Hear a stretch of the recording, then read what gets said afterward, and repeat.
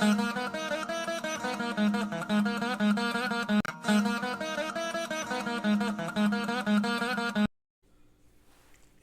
உங்கள் எல்லோருக்கும் கோவை எஸ்கேபிசி டாடலிலிருந்து பேராசிரியர் கந்தசாமியின் வணக்கங்கள். இன்றைக்கு இந்த ஆடி மாதம் அம்பிகைக்கு மிக உகந்த மாதம். இன்று ஆடி அமாவாசை என்று இந்த பதிவை நான் செய்கிறேன். நாளை இந்த பதிவை நீங்கள் பார்த்து மகிழ இருக்கிறீர்கள். நம்முடைய சிவில் இன்ஜினியரிங் தமிழ் டிவி வண்டி பைதா சேனலில் நாம் பக்தி இலக்கியத்தில் அபிராமி அந்தாதி பதிவுகளை வழக்கம் போல் தந்து கொண்டிருக்கிறோம். இதுவரை 18 பாடல்களுக்கான பதிவுகளை நான் பார்த்திருக்கிறோம். இப்போது இந்த குறிப்பிட்ட பதிவிலே நாம் 19வது பாடலை பேரின்ப அடையலாம் என்ற நன்மையை தருகின்ற இந்த பாடலை தான் நாம் பார்க்க போகிறோம். அபிராமி அந்தாதியினுடைய ஒவ்வொரு பாடல்களுக்குமே ஒவ்வொரு பலன் உண்டு என்று பெரியவர்கள் சொல்கிறார்கள். ஆகவே ஆனந்த வெள்ளம் என்ற இந்த பாடலை நாம் இன்று பார்த்து மகிழ இருக்கிறோம். முதலில் வழக்கம் போல் செய்யுள் வடிவம், அதன் பிறகு தனித்தனி சொற்களாக பிரித்த எல்லோரும் படித்து புரிந்து கொள்ளக்கூடிய எளிய வடிவம், அதற்கான ஒரு அட்டவணையில் அரும்பத உரை, பொழிப்புரை, அதன் பிறகு கடைசியில் வாகீச கலாநிதி தமிழறிஞர் கிவாஜா அவர்களுடைய சிறப்பு குறிப்புரை இவற்றையெல்லாம் பார்க்க போகிறோம். கடைசி வரை இந்த பதிவை நீங்கள் பார்த்து வாருங்கள். இதுவரை வாடிக்கையாளர்கள் ஆகாமலேயே, அதாவது சப்ஸ்கிரைப் செய்யாமலே பார்த்தவர்கள் சப்ஸ்கிரைப் செய்து பாருங்கள், மற்றவர்களுக்கு பரிந்துரையுங்கள். இந்த அபிராமி அந்தாதி பாடல்கள் பெரும் வரவேற்பேற்று 10,500 வியூவர்ஸை தாண்டி போய் கொண்டிருக்கிறது. நீங்களும் நாம் வாருங்கள், இணைந்து பயன்பெறலாம் என்று உங்களை வரவேற்கிறேன். கடந்த பாடல் வெளி நிற்கவே என்று முடிந்தது. 19வது பாடலாகிய இந்த பாடல் ஆனந்த வெள்ளம் என்ற தலைப்பில் வெளி நின்ற அன்னையின் தோற்றத்தை புகழ்ந்து பாடி அபிராமி பட்டர் ஆரம்பிக்கிறார். வெளி நின்றனின் திருமேனியை பார்த்து என் விழியும் நெஞ்சமும் களி நின்ற வெள்ளம் கரை கண்டதில்லை. கருத்தினுள்ளே தெளிகின்ற ஞானம் திகழ்கின்றது. என்ன திருவுள்ளமோ ஒளி நின்ற கோணங்கள் 9 மேவி உறைபவளே என்று அபிராமி பட்டர் பாடுகிறார். இது சேர்த்து எழுதியதை நான் கொஞ்சம் பிரித்து உங்களுக்கு சொல்லியிருக்கிறேன். இப்போது நாம் ஒவ்வொரு சொல்லாகவே தனித்தனியாக பிரித்து இளைஞர்களும் இளம்பெண்களும் சிறுவர்களும் சிறுமிகளும் கூட படித்து தமிழ் வாசிக்க தெரிந்த எல்லோரும் படித்து பயன்படும்படி இதை நாம் தனித்தனியே எழுதி தந்திருக்கிறேன். மேலும் அவரவர்களுக்கு தெரிந்த ராகத்தில் நாம் பாடி மகிழலாம் என்று நான் பல பதிவுகளில் சொல்லியிருக்கிறேன். இப்போதும் நாம் அப்படியே செய்யலாம்.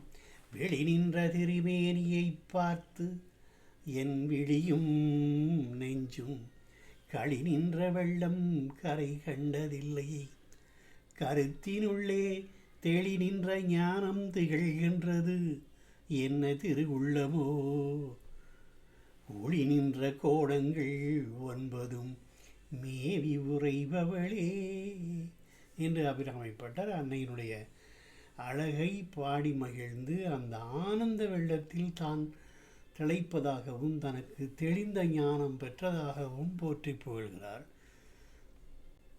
இப்போது இந்த பாடலினுடைய ஒவ்வொரு சொல்லுக்கும் என்ன பொருள், எளிய பொருள், தற்காலத்திற்கு ஏற்ற எல்லோரும் புரிந்து கொள்ளக்கூடிய பொருள் என்னவென்று நான் பார்த்து விடலாம். வெளி நின்று என்றால் அடியேனுக்கும் வெளியே நின்று காட்சி தந்து கடுத்தாட்டு கொண்டதாகி, அதாவது கடந்த பாடலில் காலனும் காலும் என்ற தலைப்பில் காலனை அந்த யமதர்மன் என்னை தேடி வரும்போது நீ வெளியே நின்று தடுத்தாட்கொண்டு காட்சி நின்று தர வேண்டும் என்று அபிராமி பட்டர் பாடினார்.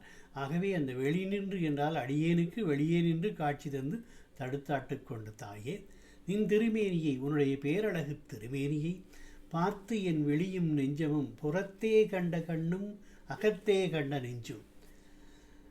ஆகவே வெளித்தோற்றத்தில் அன்னையினுடைய சுரத்தோற்றத்தை விழியால் பார்க்க முடியும், நெஞ்சத்தினால் தான் உணர முடியும் அன்னையினுடைய பெருங்கருணையும் பேரழகையும் பெறும் என்பதாலே அவர் பார்த்தேயும் விழியும் நெஞ்சும் என்று சொல்கிறார். களி நின்ற, களி என்றால் ஆனந்த, பேரானந்த நிலை பெற்றதினால் வெள்ளங்கரை கண்டதில்லை, அப்பேரின்ப வெள்ளத்திற்கு கரை காண முடியவில்லை. கரத்தினுள்ளே, அடியேனது உள்ளத்தினுள்ளே தெளி நின்ற ஞானம் திகழ்கின்றது. நீ அப்படி காட்சி தந்தறினால் தெளிநின்ற விஞ்ஞானம் எனக்கு விளங்குகின்றது. என்ன திருவுள்ளமோ, இன்னும் என்ன என்ன ஆனந்த அனுபவத்தையெல்லாம் அடியேனுக்கு வழங்க வேண்டும் என்பது உன்னுடைய திருவுள்ளமோ. ஒளி நின்ற கோணங்கள் 9, ஒளி நிலையாக நிற்கும் 9 கோணச் சக்கரத்தை மேவி உறைபவளே, ஸ்ரீசக்கரத்தை விரும்பி அதில் தங்கும் அன்னை அபிராமியே என்று பொருள். ஸ்ரீசக்கரம் என்பது சக்தி வழிபாட்டில் அன்னையை எழுந்தருளச் செய்கின்ற ஒரு 9 கோணங்கள் அடங்கிய சக்கரமாகும். அதைத்தான் அபிராமி பட்டர் இங்கே ஒளி நின்ற கோணங்கள் 9 மேவி உறைவளை என்று சொல்கிறார். இப்போது வழக்கம் போல் இந்த பொழிப்புரையை மிக எளிய தமிழில், இன்னும் சொல்லப்போனால் 70-80 ஆண்டுகளுக்கு முன்னால் கிவாஜா அவர்கள் எழுதிய உரையை நான் மேலும் எளிமைப்படுத்தி இன்னும் சில எளிய சொற்களை சேர்த்து நான் தருகிறேன். ஒளி நிலையாக நிற்கும் 9 கோண சக்கரமான ஸ்ரீசக்கரத்தில் விரும்பி அதில் தங்கும் அன்னை அபிராமியே, அடியேனுக்கும் வெளியே நின்று காட்சி தடுத்து ஆண்டு கொண்ட தாயே, உன்னுடைய பேரழகு திருமேனியை புறத்தே கண்ட கண்ணும் அகத்தே கண்ட நெஞ்சும் பேரானந்தத்தில் நிலை பெற்றதினால் அப்பேரின்ப வெள்ளத்திற்கு கரை காண முடியவில்லை. அடியேனது உள்ளத்தின் உள்ளே தெளிந்து நின்று மெஞ்ஞானம் விளங்குகிறது. இன்னும் என்ன என்ன ஆனந்த அனுபவத்தை அடியேனுக்கு வழங்க வேண்டும் என்பது உனது திருவுள்ளமோ என்று பாடி பரவசமடைகிறார். ஆகவேதான் இந்த பாடலுக்கு ஆனந்த வெள்ளம் என்று பெயரிடப்பட்டிருக்கிறது. இந்த பாடலை பாடுவதால் நமக்கு பேரின்பம் கிடைக்கும் என்று பெரியவர்கள் சொல்கிறார்கள். கலைமகள் ஆசிரியர் வாக்கிய சகலானி தமிழறிஞர் அவர்கள் இந்த ஒளி நின்ற கோணங்கள் 9 மேபி உறைவளே என்பதற்கான தனியே ஒரு பத்தி ஒரு விளக்கம் எழுதியிருக்கிறார். அதை உங்களுக்கு நான் மீண்டும் தருகிறேன். ஸ்ரீசக்கரத்தில் உள்ள 9 ஆவரணங்களாகிய 9 கோணங்களாக கொண்டு ஒவ்வொரு ஆவரணமாகிய சக்கரத்திலும் இயங்குபவள் அன்னை தேவியாகிய அன்னை பராசக்தியாகியும் முயவளுமாகிய அன்னை அபிராமி. இங்கே கோணம் என்பது ஆகு பெயராக கோணங்களையுடைய சக்கரத்தை குறித்ததாக கொள்ள வேண்டும். சகுன உபாசனையில் தியானம் முருகி வரும் என்பதை அறிந்த பெரியவர்கள் காட்டிய வழிகளில் உருவ வழிபாடும் எந்திர பூஜையும் முக்கியமானவை. ஆகவே அந்த எந்திரம் என்பது 9 கோணம் உள்ள எந்திரம். அந்த இரண்டிலும் ஈடுபட்டவர் அபிராமிப்பட்டர். ஆதலின் இங்கே அந்த இரண்டையும் சொன்னார். அதாவது வெளியிலே திருவுருவத்தை வழிபடு, அகத்திலே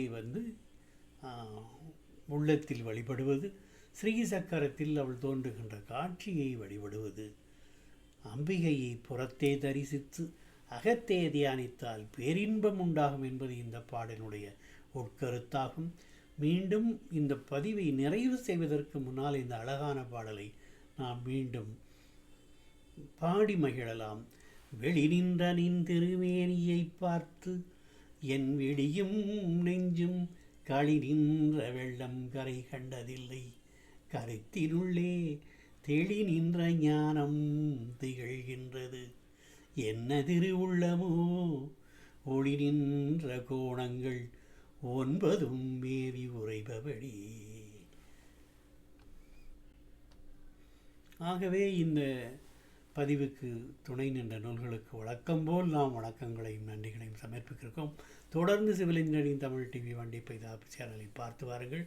அபிராமி அந்தாதி என்ற பக்தி இலக்கியத்தை நாம் பாடி பயன்பெற்று அன்னையின் அருள் பெறலாம்.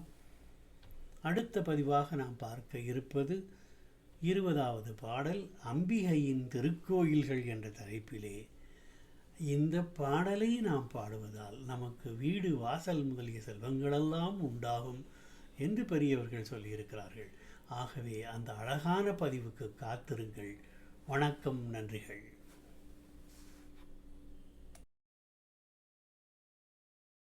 If you like this channel, subscribe, click bell button and comment.